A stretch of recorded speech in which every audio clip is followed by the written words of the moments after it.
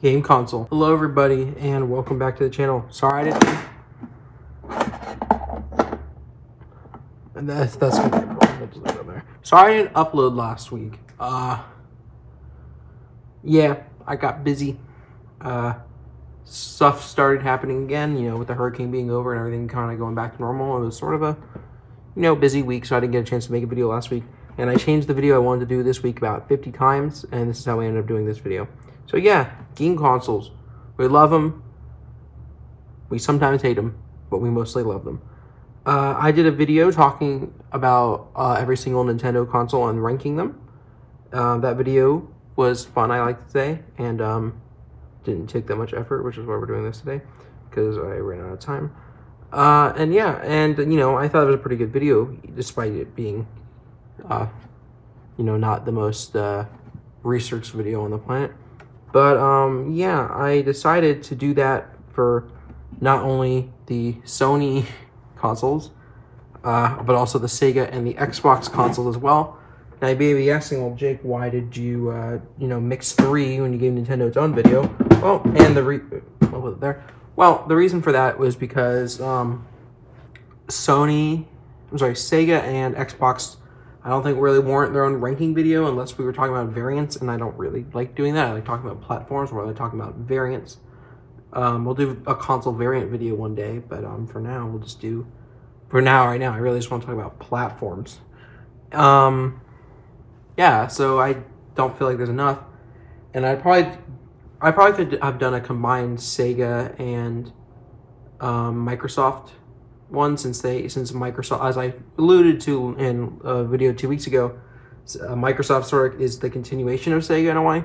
But then I don't think there'd really be enough. I mean, I could have probably done a Sega or just a Sony video, but I didn't really feel that inclined to do it just Sony video, because I feel like it would be a little top heavy, so to say.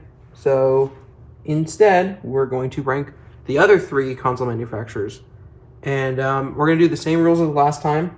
One of them is going to be S tier, which I have a GOAT tier this time because there's the template I used. And then one of them is going to be F tier, called trash tier now, just because, again, it's the template I used. Yeah, let's get into it. And first off, like last time, we'll start with the trash tier. All right, for the trash tier console, we have the Series X/S. Now, I think this console is actually worse than the Wii U, which is the console I ranked dead last in the Nintendo video.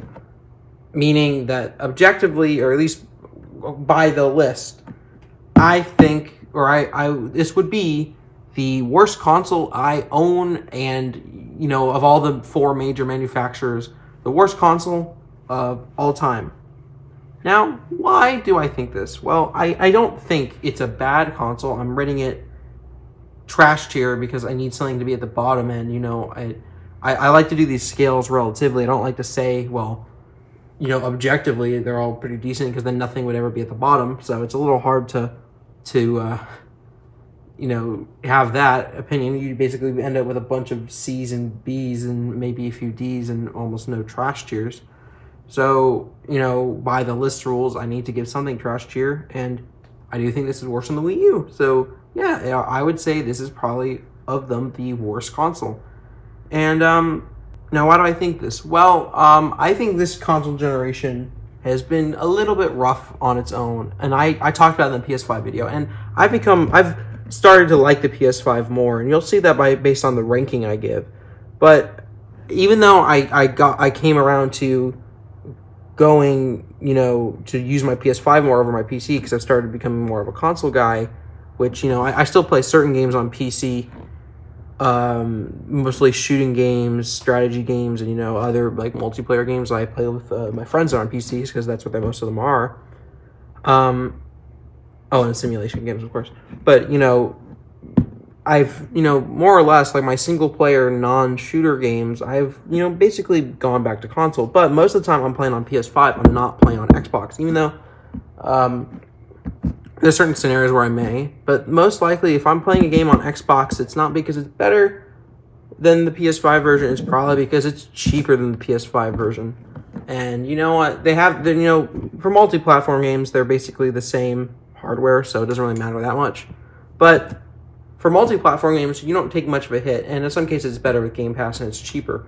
But for in terms of single-player exclusives, well, right now, I think exclusives, genuine exclusives, like most of the games I'm playing on here, it's usually because they are on PS5, but it's on Game Pass, so I just play it on Game Pass. And if it's multi-platform, I don't really need the PS5 controller that bad. But anyway, I think, honestly, there's about 3 games I genuinely would come to as an exclusive on Xbox, not including PC titles, and, well, kind of. And there's one coming out. And these titles would basically be Forza Horizon 5, Forza Motorsport, Halo Infinite, kind of, and then the Indiana Jones game that's coming out. Sea of Thieves is a game I played a lot. I don't like playing that game with controller though, just because it doesn't involve a lot of shooting. Most of my friends are playing on PC anyway, but it involves just enough looking around and shooting that I feel like it is better to play on PC.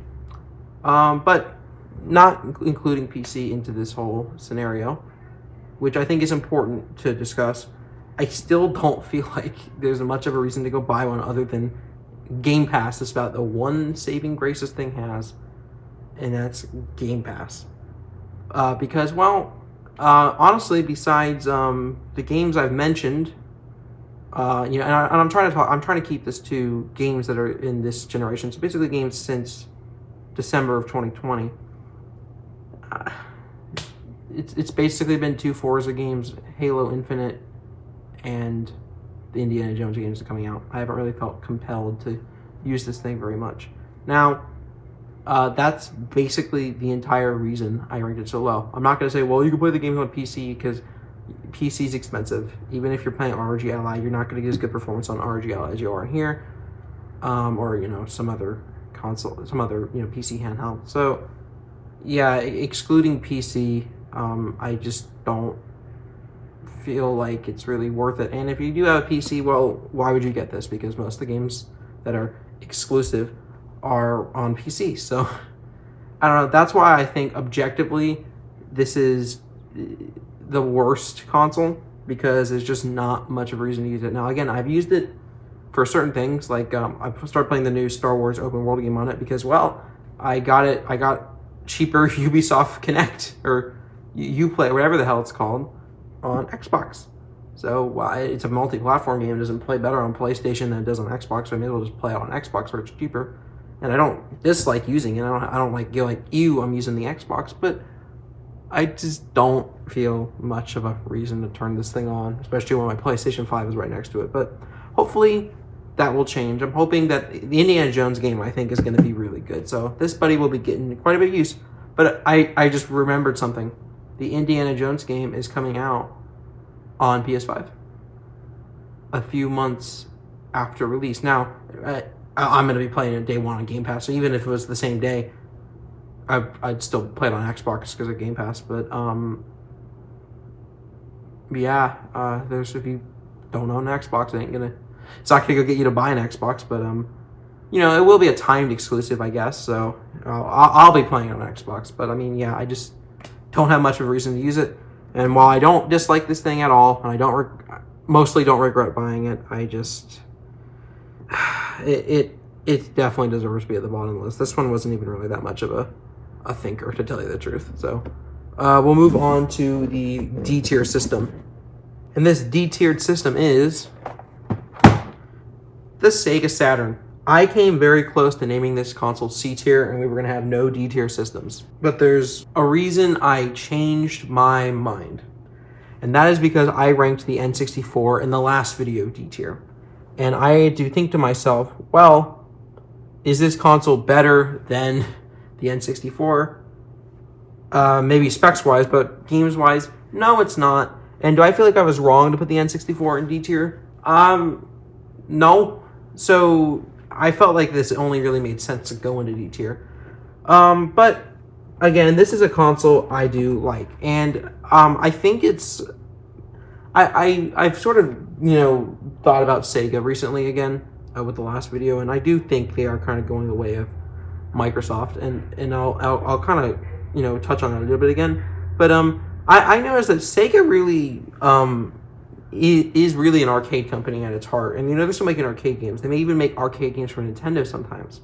This, I would say, the Sega Saturn was more about bringing the arcade games to the home. I would say, like, only really the Genesis was like a proper console that was meant to be playing home games. Whereas I feel like the Sega Saturn and the Dreamcast and the Master System originally, although not as good, was more about arcade games at home.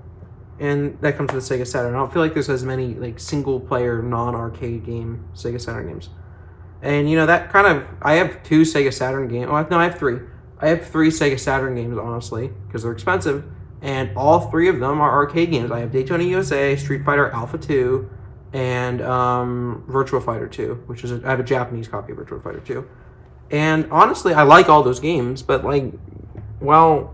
those are arcade games, and you know, this is more of like that's kind of like a Neo Geo in a way. It's like more about bringing your arcade games at home. This is a fake disc.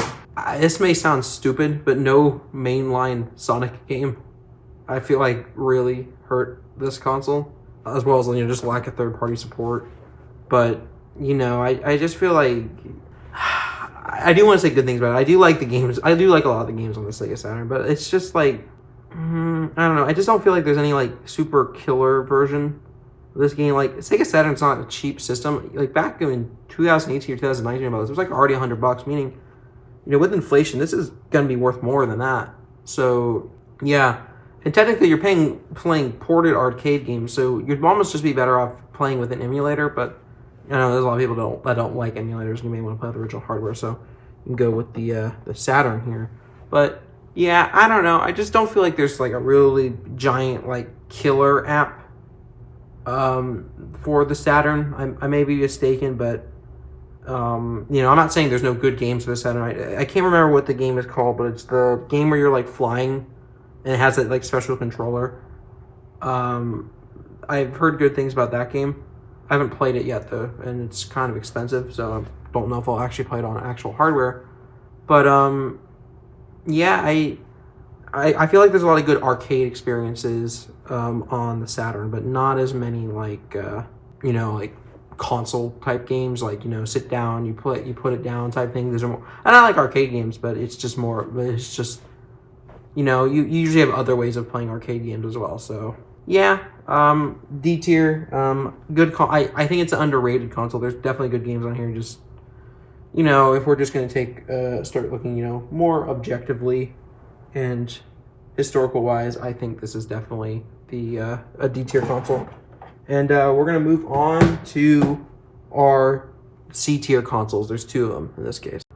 And the first of the C tier consoles is, good lord, the OG Xbox. Now, objectively, this is probably one of the better consoles in the lower tiers, but I ranked it here because, oh god, this thing is nasty. I need to clean this thing. I put it here because I think it's a little bit boring. Like, yeah, now this may just be me and just my kind of just disinterest in this generation of gaming, excluding the GameCube and the Dreamcast, kind of. I just think this console's a little bit boring. With any of these, with these kind of consoles, you know, it's the first attempt at a console, and this was sort of a different idea that we're kind of seeing now, but this was definitely a much different idea. Sorry for me cleaning this. I just think it's so nasty right here. I really gotta clean this thing. This thing is gross. It was basically designed as a way for developers who were, you know, more PC oriented, Valve being an example, to get into the console space and then, you know, sort of bring PC games to console players. The reason it's called the Xbox is because it, you know, uses DirectX, which is why it used to be called the Direct Xbox, but then they just changed it to Xbox because objectively Xbox is a much better name than Direct Xbox. But this used DirectX and, you know, basically used PC components as well, and it basically ran Windows. Yeah, this, you know, was, a way for, a lot of PC developers to go and port their games to a console and bring it to a wider audience. Because at the time, especially, PC gaming was much more niche than it is now. So, you have a much bigger audience on consoles. And, the original Xbox did decently well. It sold somewhere between 20 and 24 million units. So I would say that's a pretty good market right there. Nowhere near as much as the PS2, but hey, what are you gonna do? And also as well with I think it sold more than the GameCube. I will double check that in post, but it may have sold less, but in that market, to be fair, you were never gonna be on top. So original Xbox had some good things going for it, and the other good thing I have going for it is this is probably the console that really revolutionized online gaming. Xbox 360, I'd say it was like what made it go big, but this is, in my opinion, the first real console to have like online gaming. PS2 and Dreamcast had it. Technically, the GameCube had it, but I don't know many games that really used it. But the PS2 had it. Dreamcast had Phantasy Star Online. But this to me is the original online gaming console, in my opinion. Like those are like the alpha. This is like the full release, and then the 360 is like the version 2, and basically what we have now. So yeah, I would say specifically Halo is the game. Halo and Halo 2 specifically are the games that made online gaming like what it is now. With voice chat and all whatnot. That I do have to give credit to the Xbox again. I don't dislike this console. It's just, in my opinion, it's a little bit boring because, well, most of the games you can find in other places. Now, they may run better on the Xbox because it has more power than the PS2 or the GameCube. The GameCube is more powerful than the PS2, so definitely more powerful than the PS2. It may be good for multi-platform games, but there's no real reason to run out and buy one of these nowadays if you already have now or whenever. And I just think there isn't really much amazing original Xbox games. I'm not saying, again, there's none, but it's just, I feel like in general, Xbox crowd is more, specific, even than the PlayStation crowd.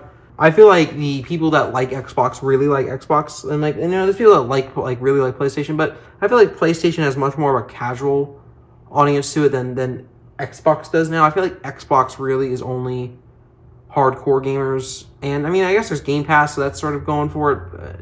But until recently, I would say Xbox was more hardcore gamers, and yeah, I don't know. And I just feel like this is sort of the case with the original Xbox as well. Again, I like it. I bought one, so I can't hate it that much. But this is the console I feel like, other than the Series X, but that's a modern console, so I'm not going to count it. I feel like this is the console I want to collect for the least. I don't know. I just don't really feel very motivated to ever plug this. I haven't probably plugged this. I need to plug this thing in and make sure it works. Actually, now I think about it, I don't know. C tier, just because I think it's a little bit boring to collect for historically. But, it did a lot of important stuff. And at the time, with online gaming and Halo 2, I feel like this would have been a really good system. Forza also got a start on the original Xbox, and Forza is my favorite racing game. I like it more than Gran Turismo. So yeah, I got to give credit for Xbox for doing a lot of good things, but I just sort of feel like I just don't feel motivated to really collect for this system. So C tier, I'm going to test it right now, and then we're going to go get the other C tier console. All right, our second and final C tier console, the Master System. So some of this may be because I am American. I am from North America, and the Master System just didn't do very well here. The NES was the only real console here in the 80s. To tell you the truth, there was no real competition until the Genesis came out, and that that was Nintendo's first competitor. But in the 80s, yeah, Nintendo really didn't have anything going on. 85 to 89, pretty much smooth sailing for Nintendo. While I think in other regions, people may look fondly on it, because not many people had one here. I don't feel like it has as much like nostalgia here, and it's like not as much excitement here because not many people used one, so they don't really know what games are on it. And there's some good games too. It's like I think it's like Xeon 2. I can't remember the exact name right now. Shinobi, Alex Kidd, Phantasy Star, Space Harrier, all Master System games, all good Master System games. Just I guess not enough to get people excited about it, and never really took off here. And because of that, it also just didn't last very long in America. It only really lasted from 86 to 89, which is not a very long time for a game console. Usually at least 5 to 7 years is what you need. And this got 3. So I think it just was a little premature. Actually, to tell you the truth, all of Sega's consoles ended prematurely except for the Genesis, which was 89 to 95 in America. So they got 6 years. So, because I mean, I guess that's sort of Sega's problem is they're all a little bit premature. Saturn not as much, but I mean, basically, it only lasted 4 years in America. As I said, great arcade, some great games, arcade games. I need some console games like Phantasy Star and Alex Kidd, as I said. So this was much more of a console than the Saturn was, in my opinion. And it has good games. It's just, I think Castle of Illusion is also one I hear about a lot, being a really good game as well. But, you know, just because of that, it just never got on the track here, never got on its foot here. And, you know, the Genesis came out soon after. Just not many people had one, and there's just not much to go on here. I did have Sonic 1 and Sonic 2, though, so that's something to think about. And basically the Game Gear is a Master System, so I guess it, you know, brought a lot of that technology forward. But yeah, it's just because of the, you know, the library and the short amount of time here, and the fact that people just didn't really have it here. I'm gonna give it C tier. Again, not a bad system, just, you know, it just doesn't get exciting like some of the other systems. And on to our B tier systems. All right, the first B tier and the last Sega console ever made, the Dreamcast. And, well, what a good console to go out with. I think a lot of the reason this thing failed was just because it was ahead of its time. So, Sega, I would say, always, at least initially, had more advanced consoles than the competition. The Master System was more advanced than the NES. The Genesis was more advanced than the NES. Not than the Super Nintendo, but it's also about 2 years newer than the Super Nintendo. Saturn was more advanced than the PS1. And the N64 and the Dreamcast was more advanced than these two. But because this came out 2 years before both the PS2 and the GameCube, it does have a little bit of a problem, and that is by the time the competitors did come out, it was already old. Meaning, realistically, in America it had about 1 year to compete with the PS2, and in Japan it had 2-ish years to compete. So by the time that those consoles came out, this was outdated. Yeah, but what I will say is this is the first game console, especially for being from 1998, to have what I'd call proper 3D graphics. Well, what do I mean by that? Well, if you play an N64 or PS1 or Saturn game, you notice that the character models and any 3D graphic is extremely blocky. Well, that's just because these consoles weren't powerful enough to have low amounts of polygons. Sega Dreamcast, on the other hand, while you look in the background, you can definitely see there's some low-res textures and whatnot. Well, there is textures. I mean, like Metal Gear, PS1 games had textures, but I would say like the textures on this generation are much more advanced and whatnot than the previous generation. And, you know, the character models, well, they look much more 3D than what came before it. Much more, I would say this has much more graphics fidelity in common with the Xbox 360 and PS3 and Wii than the PS1 and the Sega Saturn before it. Like, this is much closer to even graphics now than those were before. Like, significantly. This is probably the biggest step in 3D graphics, in my opinion. Much more than the next generation, which brought HD, which was a big step, probably the second biggest step, but this was the biggest step in 3D graphics, in my opinion. Really only had 2 to 3 years on the market, depending on your region. In America, it only had 2 years on the market, midway through 2001. It was already dead. I mean, basically, it really had 1999 and 2000 to realistically compete with anything before it was already dead.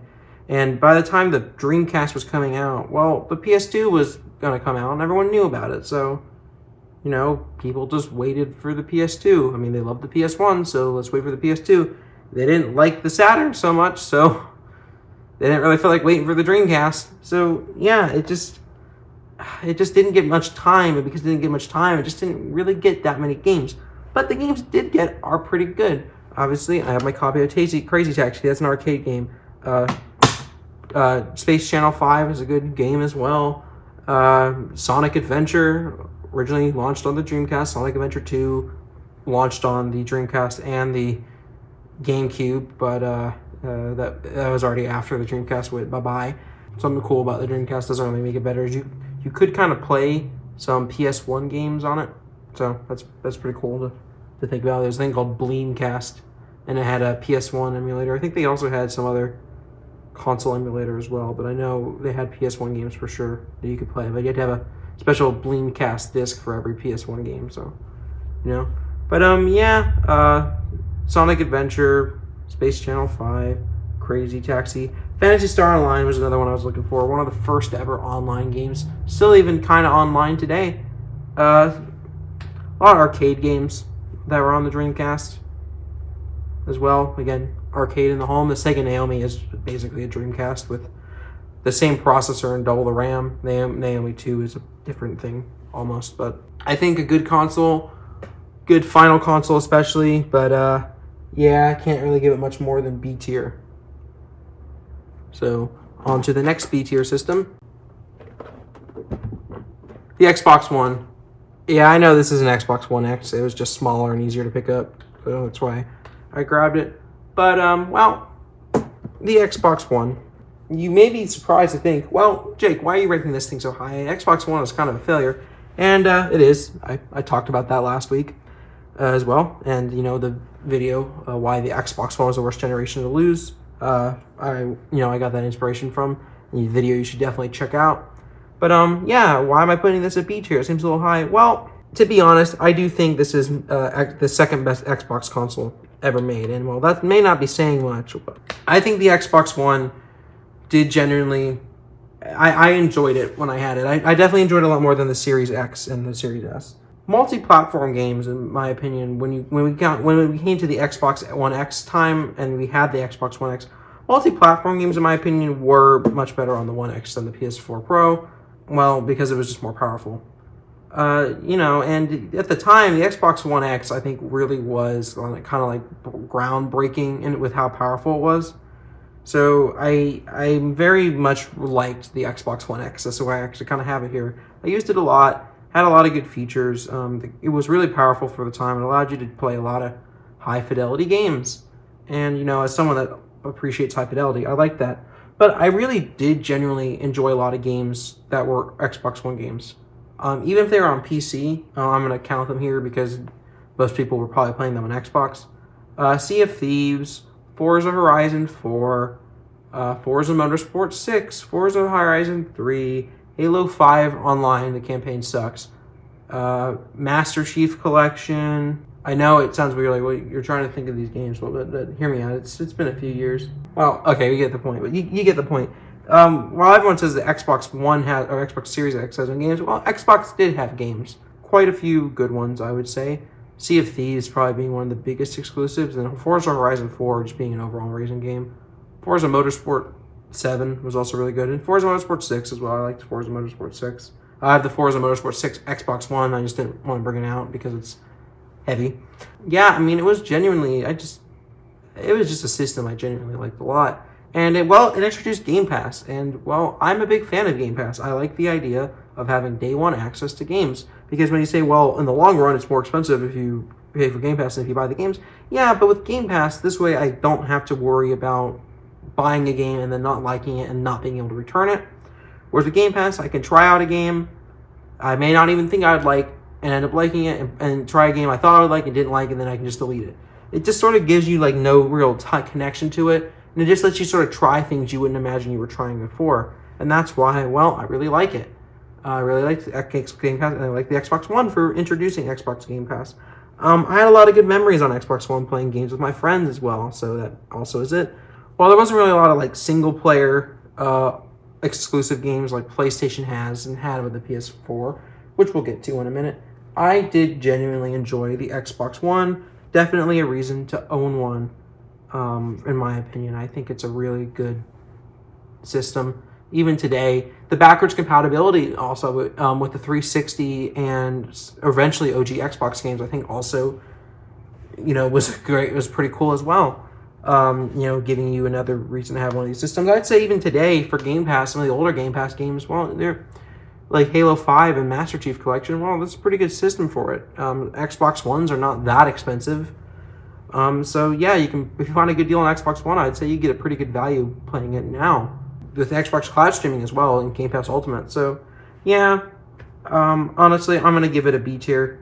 It may have gotten sort of a bad rep at the time, and kind of deservedly so, but I definitely have a lot of good memories on the Xbox One family of consoles, and a lot of good games were played on there, even if not a lot, enough to where I definitely think it deserves a B tier. Even if it's not as many as a PS4, definitely quite a substantial amount. So on to our final B tier system, which is the PlayStation 3. I could have had this in C tier, but I put it in B tier because even though I don't really remember the PS3 very well, because in America at least the Xbox 360 was way more popular. Definitely enough games on here, probably even maybe more than the Xbox One, but enough games on here that were on, exclusive to the PS3 to warrant it being a solid B tier. What games am I talking about? Well, mostly I'm going to say Uncharted and Little Big Planet being exclusives to the PS3. God of War 3 as well. Gran Turismo. Xbox has Forza, which I talked about on Xbox. But, Gran Turismo is always great. And just genuinely pretty good games. And of course, what made people buy PS3s when the PS4 was coming out or already out was Last of Us. I've never played Last of Us, but obviously it was so amazing and looked so good. It almost looked like a PS4 game running on a PS3, truthfully. Great game, great exclusives. It could be A tier, but the reason I don't give it A tier is just because, the launch was terrible. Objectively terrible. And it just, the launch price was terrible. It just took forever to catch up. And at the same time, the online was just not like it was on Xbox. It was decent online. It was free online on Xbox, but it just never really got to the point of Xbox 360 online. And in this generation, the online multiplayer was becoming a bigger thing. And because of that not being as big of a deal here, I just sort of feel like it was a little bit behind the 360 for online multiplayer, and I have to dock it at least a little bit of points for that. I'd say better single player games on PS3 than Xbox 360, because Xbox 360 had Halo 3 and Halo 4 and Gears of War, but okay, those are also kind of multiplayer games. PS3, I would say, like Sony typically does, focused more on single player games. It had online, just wasn't quite there yet. Although I did forget to mention Metal Gear Solid 4, it still is only on PS3. Again, great exclusives. So yeah, great exclusives, but it's just sort of, yeah, I don't know. I just sort of think the Xbox 360 edges out in that online thing because it had enough exclusives to rival the PS3, but just not quite.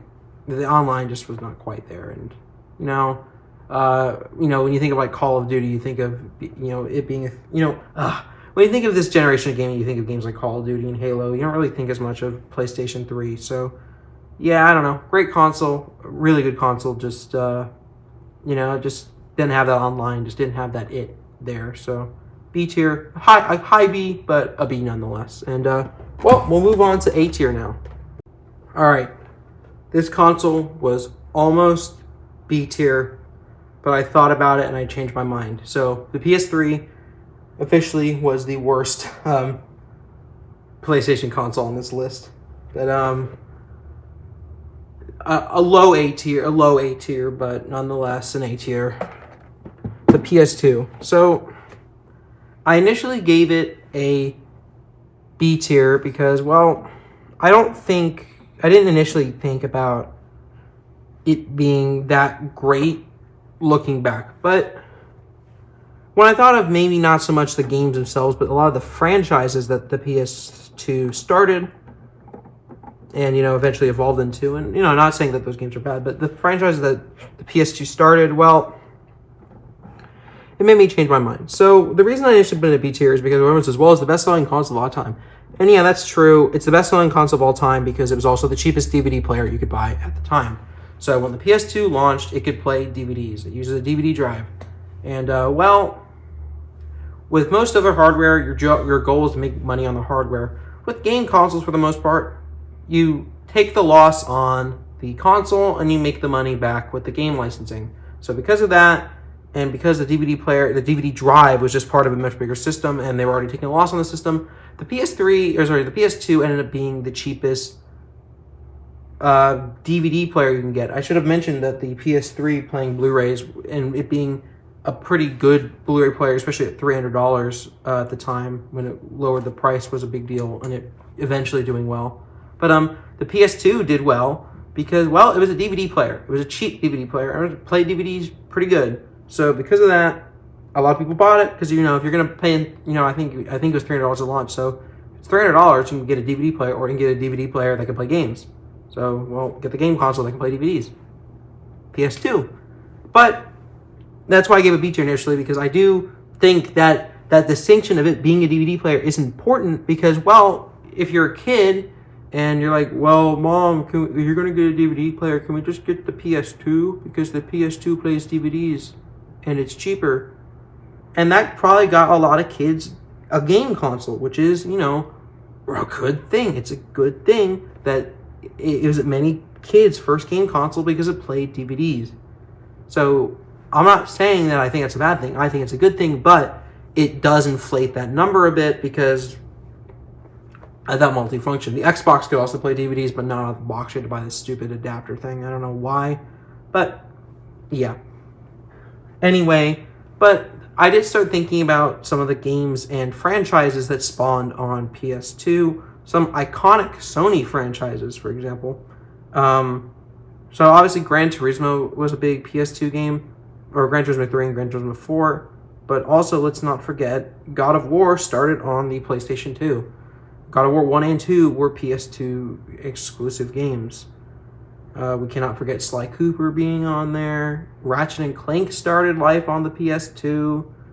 And, when I started thinking about those games, and it also being, the best-selling console of all time, I changed my mind. I said, you know what? I think it deserves an A tier. It may have not been the most powerful console at the time, but it was the one that, got a lot of people into games and, got game consoles into a lot of people's homes and offered some good quality games.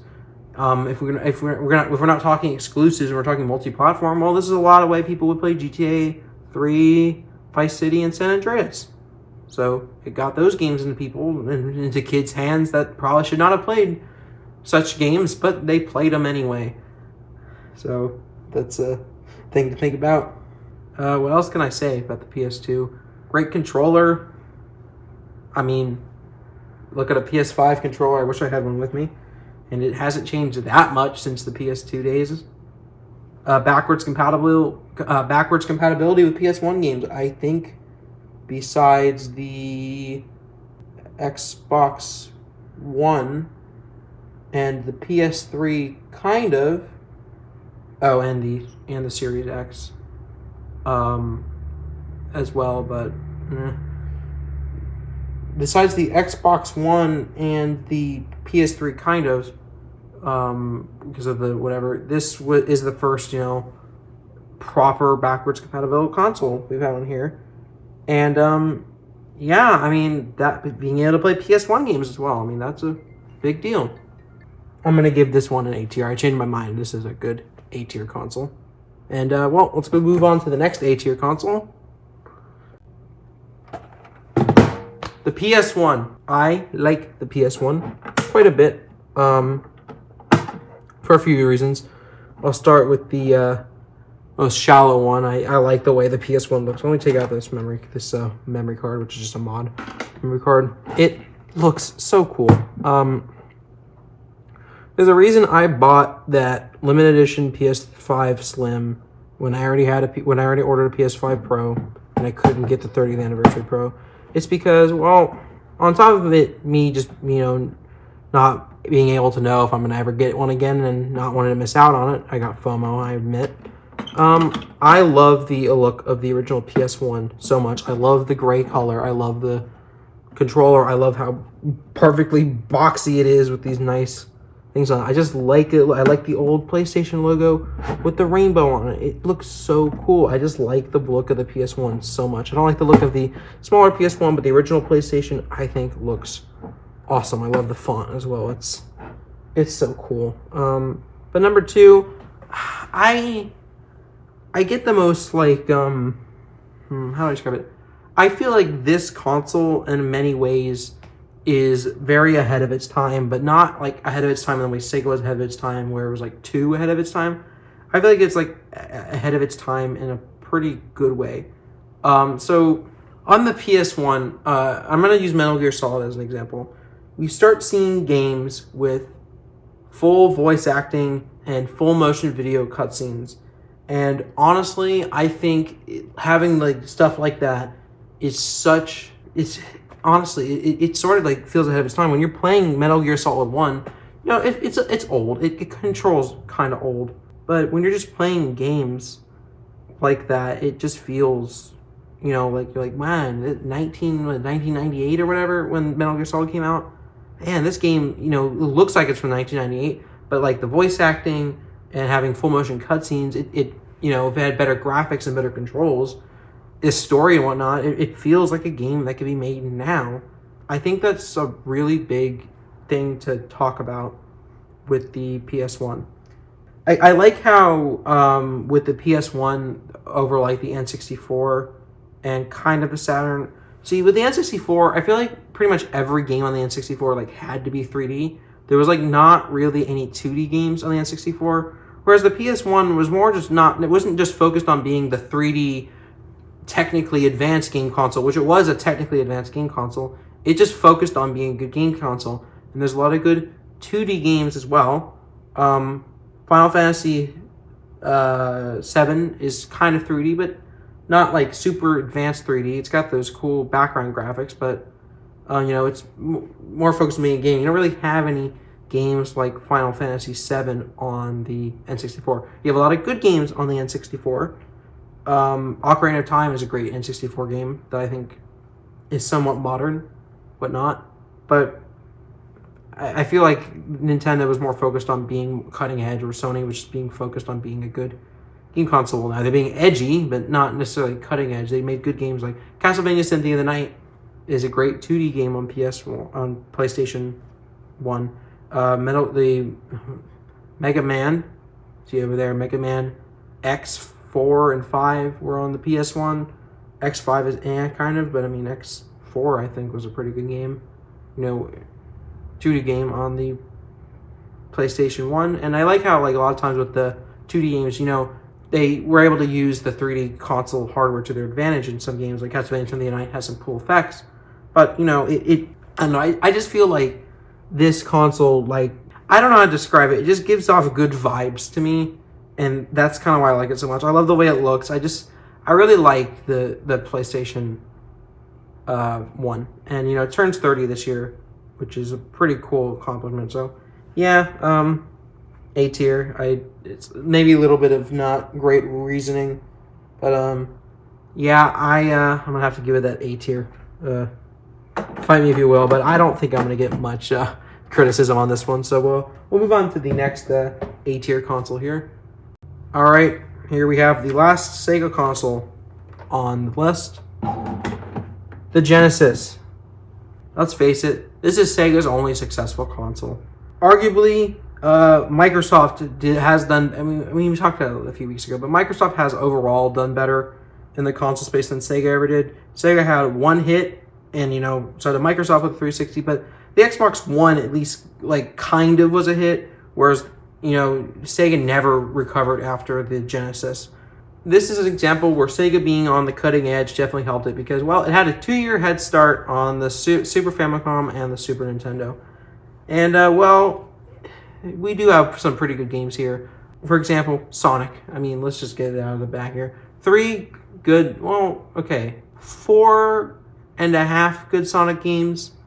Sonic CD, I know, is a Sega CD game, but I was actually thinking about ranking the 32X and the Sega CD as on there, but the Sega 32X would have immediately been trash tier, and it was barely out for like any amount of time, so it literally wouldn't have had much to go off of. And the Sega CD is definitely an add-on and not a console, whereas 32X kind of wasn't kind of its own console, but the Sega CD was as well. So I thought it just made more sense to rank it all. But Sonic CD is great. I haven't played Knuckles Chaos, so it does look kind of fun. I don't really know any other good 32X games that wouldn't just be better on Saturn, to tell you the truth. But some good Sega CD games. In terms of Genesis games, even some of the multi-platform games, despite being on older hardware, well, with Sega just being less stingy than Nintendo was, there's some better games.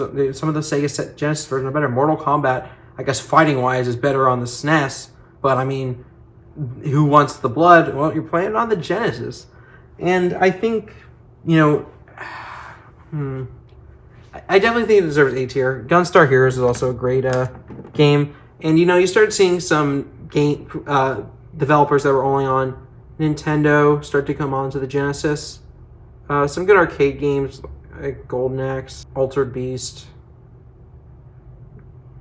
Just good games on here as well. And then, more console games. You had another Phantasy Star game, I believe. You had the Sega Channel, which I think was a pretty cool idea at the time. Sort of one of the first instances of downloading games on the internet. And I think, that's an important thing. Sega CD had some pretty cool add-ons as well. Introduced FMVs, although they focused on it a bit too much. So that's why I say it's not really like modern. But added FMVs, had some good, it just genuinely had some good stuff behind it. And, there's a reason it basically had 50-50 market share with the Super Nintendo in America. It's because it's just a good system. I don't know. It's hard to explain, but I genuinely do just think that the Genesis... I'm not even saying much because I don't feel like I need to say that much to justify this being an A tier. I'm having a little bit of issues because I didn't prepare very well because as I said earlier, I did like 3 different scripts and they just weren't going to work out. So I'm sort of just ad-libbing this again, as you can tell. But yeah, Sega Genesis, what do I gotta say? Just good games. They've released however many Genesis collections before now. Every console has the Genesis collection. Some sequels to Master System games as well, like Shinobi got a sequel on the Genesis as well. So I don't know what to say. Just easy A tier. Classic. There's a Sonic Mania reproduction cartridge to look like the Genesis. Started Sonic. Yeah. A tier. Next A tier console. Again, not a surprise. Xbox 360. And, main reason I have it up this high is because while the original Xbox is what started online gaming, this is where it really went into full force. The original Xbox is sort of what made online gaming what it is now, and I think that's the main reason I have it in A tier. Obviously, good games on here as well. Halo 3 is amazing. I haven't really played it, but everyone talks about how great it is, and I will play it at some point, but Halo 3 is a good game, objectively. So Halo 3, Halo 4, Forza Motorsport 2, 3, 4, and 4, all on here. Forza Motorsport 4 has Jeremy Clarkson doing the narration. Do I really need to say more about that? A racing game with Jeremy Clarkson in it? I don't think that I don't think it needs any more explanation than why that would be great. Gears of War started on here. Rare did some stuff on here. This was the Call of Duty box, obviously being a big deal. I mean, like, come on. There's no denying that. Yeah, I mean, the Red Ring of Death sucked, objectively, but why were people running out to buy Xbox 360s when they were failing pretty much nonstop? Well, because the games were good. Halo 3 being good, Forza being good, Gears of War being incredible at the time. Later on, we had the Kinect, which people shit on, but honestly, as a kid, I liked the Kinect. So I have a lot of fond memories playing Kinect games. Pretty much all the good multiplayer games were on Xbox 360, and as someone that plays a lot of multiplayer games with friends and whatnot, I have a lot to. I was too young to be, in the Xbox 360 era, but I did genuinely enjoy playing the online games later on in life. So, I have the Xbox 360 to thank for that with all it did. And, there's a reason a lot of people remember this console fondly, because they have a lot of good memories playing games with friends. And, I'm talking about this feature a lot, but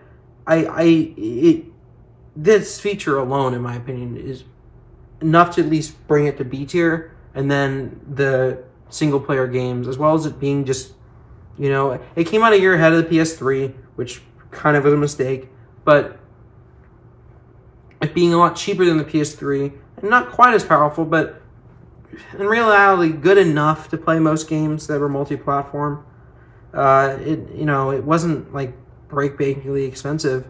It just, it brought HD gaming to a lot of people as well. And I think that's another important thing. The controller was the default PC controller forever because, it's a good controller. It's just a lot of stuff went into making this a good box. A great console. And then the online gaming just sort of, again, it's like, what else do I have to say? Like, may not be just the best console on its own, but the experiences it brought, which is what's important, whether maybe not through the games 100%, or the exclusives 100%, but again, Forza, Halo, and Gears of War, I think, are multiple Gears of War games are, I think, enough to warrant it having enough exclusives. And, even some of the multi-platform games with multiplayer, especially the multiplayer ones, were just better on Xbox 360 and the PS3. So, yeah, easy A tier. And we'll move on to the last A tier console. And I think you can kind of guess what it is. But here we go. The last A tier console is... Oh, shit. Oh, the PS5. I should have just brought the PS5 from the thing over there, but I don't want to unplug it and move it over, to tell you the truth. It's been unplugged and moved so many times. So, yeah, the PS5. Now, I made a video about 2 months ago talking about why I feel like I was kind of ripped off by the PS5. And, that feeling is still kind of there. But this past year, my opinion, even though I made that video this year, when I started to think about it, and I actually started using my PS5 more this year, I started to soften and think that, maybe that's not true anymore. Maybe at this point, we are in that generation, this generation proper. Oh, there's a thing in here I never noticed the bottom. I'll read it out in a second. I played Astrobot. That game was amazing. I loved Astrobot. That was probably my favorite game of the year. In all honesty, truthfully, favorite game of the year. Well, I've been playing more GT7. Now, yes, GT7 is on PS4, but I have played it on PS4. It is not that much fun on PS4. It was definitely meant to be on PS5, and then was forced to launch on PS4 because in 2022, we were still suffering from supply shortages. Last year was probably the first year you could walk into a store and buy a PS5. This year, yeah. But last year, it was probably about the first time you could walk into a store and buy a PS5. 2022, yeah, not so much. We were still having supply issues, and that led to the situation we had where a lot of games were launching on both systems because, well, if you're a developer, you're going to launch a game on a console that barely has an install base because no one can buy one is a problem for them, and also not being able to play most games because, well, no one could buy the console because there's not enough of them is another problem too. I got lucky. When they did that surprise launch and everyone was pissed, I was happy they did that because I didn't know about it for 45 minutes, and I was able to but go on GameStop and buy a bundle with a controller and 2 games I was going to buy anyway. Well, a game I was going to buy anyway and a game I didn't really want but was okay with getting for MSRP prices, and I didn't even end up getting that game. They just refunded me for it. So I got the game I wanted, or the game I was going to buy, the console I was going to buy, and the controller. I may have not bought immediately, but was going to need at some point. So I got lucky with that. So I will maintain that decision was a good decision on Sony's part. Yeah, I only got one because, well, I was lucky. I had the money at the exact moment and I had no issue spending it. So, yeah, that is just fine by me. But anyway, for most people, you weren't getting a PS5 until 2023, 2024. And because of that, well, the PS5 inched along longer, and that's why I felt like that. We are starting to see more games that can't really run on PS4 anymore, no matter how hard you try. I think Jedi Survivor Fallen Order did get on eventually on PS4, but an Xbox One, but like it's really toned down. I think God of War Ragnarok did launch on PS4, and the DLC didn't. Same Horizon ran best, but again, while it runs, it's definitely not the ideal way because, well, it was not meant to run on that, and it ended up going back down to the level of the PS4 and the Xbox One. And, well, yeah, I mean, you're not going to buy a console for one game. When you start adding up, multiple games, God of War, Horizon Forbidden West, Gran Turismo 7, Sackboy Adventures, for example, although that game probably ran fine on PS4, truthfully. But when you start adding up all these games that are like, you can play them on PS4, but it's a much better experience on PS5, I feel like, well, now you're starting to get the justification for buying the system. We'll talk about the PS4 in a second because, well, process of elimination, I think where we're going with that. But yeah, now that we're the PS4 is 4 years out of date, I feel like now we're going to pretty much start seeing only PS5 games at this point. And with that now being in effect, I think, well, this is going to start being a better console. Because also, even too, if you're playing PS4 games that were not PS5 games, it does run them at higher frequencies and run them at better fidelity. So, I mean, it sort of is like more like an upgrade than like a new console. But, I feel like we're just about at that point where, yeah, it definitely feels like a whole new console. And I think with the PS5 Pro, which I was initially skeptical about, but I ended up pre-ordering one, so I kind of got egg in my face. I made a video discussing my reasons why on my second channel, and you can watch that. I recommend you do. It's got more dislikes than likes, and I kind of understand that. But yeah, I think this console does deserve an A tier, and I think in the long run we'll look much more fondly upon it, especially being like, well, you got a bunch of PS4 games, and also too, you got a bunch of free PS4 games just for having PS Plus, which you're gonna probably have anyway. And all the PS4 games they put on that list were like really good as well. So yeah, it's also just the best place to play PS4 games as well. So probably about 6 months ago, I would have given this console a B tier, but now I'm gonna definitely give it a solid A. And well, there's one S tier, and I think you know what it is.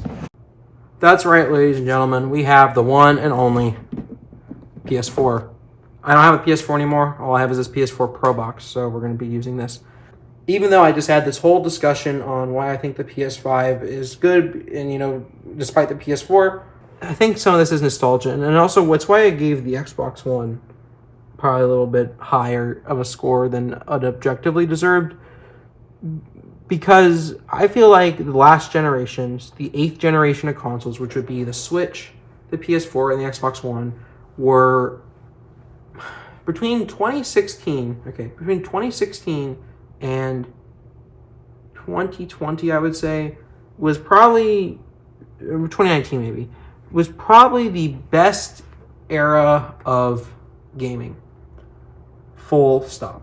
So let's just talk about some of the PS4 games. We got God of War 2016, Horizon Zero Dawn, Detroit Become Human, which is my favorite PS4 game. Like, objectively, is amazing.